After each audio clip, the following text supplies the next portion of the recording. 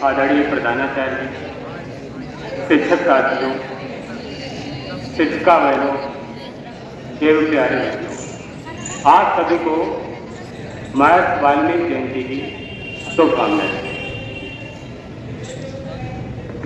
पूर्व वक्ताओं ने महर्षि वाल्मीकि के संबंध में काफी कुछ बताया और हम आपको छोटी सी बात बताना चाह रहे हैं। जब हम स्टूडेंट लाइफ में थे, मेरे ख्याल 6-7 में पढ़ रहे होंगे, उस समय एक चैप्टर था वाल्मीकि के संबंध में।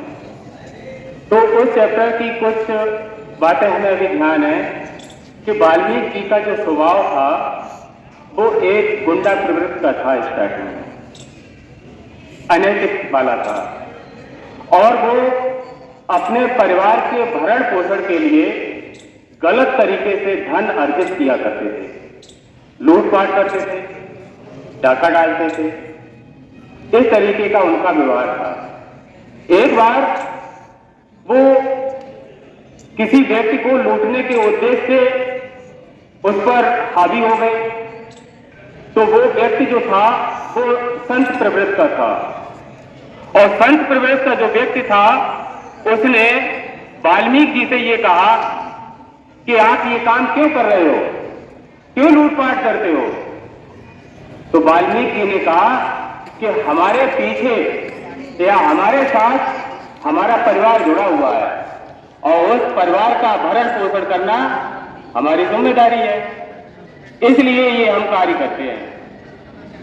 तो साधु ने कहा कि आप अपने परिवार से पूछ के आइएगा कि आप जो अनैतिक तरीके से ये धन अर्जित कर रहे हैं, अनैतिक तरीके से जो धन अर्जित कर रहे हैं, आप जो ये पाप कर रहे हैं, उस पाप में वो साथ देंगे आपका कि नहीं देंगे।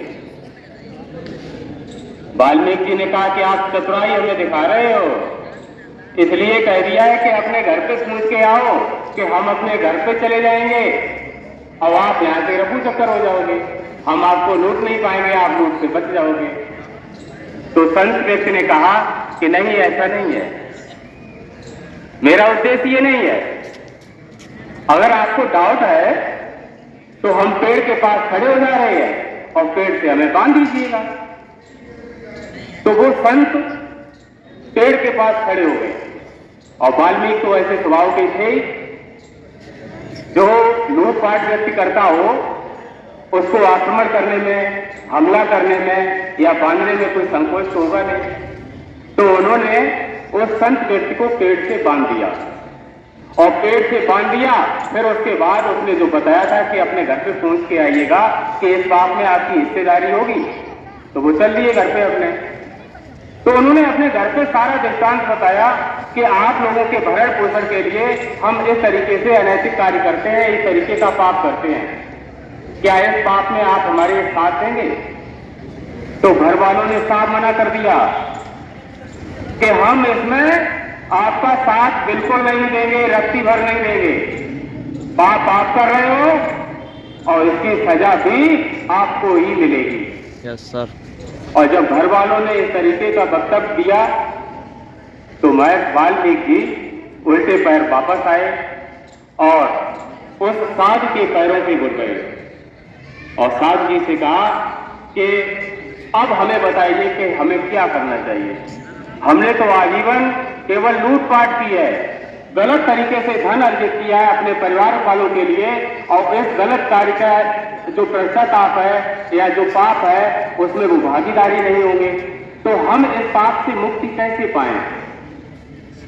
तब उस संत ने बताया कि आपने जो अनैतिक कार्य किया है तो उसे का पश्चाताप यही है कि जैसे आप मरा और राम, अभी सर ने बताया भी था कि अभी आप मरा में थे लिप्त और मरा को मरा करते ही रहिएगा तो निश्चित रूप से आप राम में लिप्त हो जाएंगे, आपका पूरा तन मन सब कुछ समर्पित हो जाएगा राम में। तो उन्होंने कि वो कैसे हो सकता है। तो संत महात्मा जी ने कहा कि आप मरा करते रहिएगा। तो मरा मरा मरा राम राम राम राम राम राम राम राम राम, तो मरा मरा से स्टार्ट किया और राम राम पर खत्म हो गया। उनका पूरा जीवन राममय हो गया और राम के ही चरित्र का चित्रण उन्होंने किया है रामायण। इस कहानी के माध्यम से हम सबको सीखने का अवसर मिल रहा है। ये जो हमने कहानी सुनाई है, इसमें जितने भी बालक बालिकाएं बैठे हुए हैं, वो भी अपने जीवन में आप उतार लीजिएगा कि आप जो गलत कार्य कर रहे हैं उसकी सजा आपको ही भुगतनी पड़ेगी। क्या गलत कार्य कर रहे हैं? अब आप सोच रहे होंगे वाल्मीकि जैसे हमने तो किसी को लूटपाट नहीं की है, हमने क्या गलत कार्य किया है? अगर आप मेरी बात सुनेंगे सही से तो आप समझ जाएंगे कि आप गलत कार्य क्या कर रहे हैं।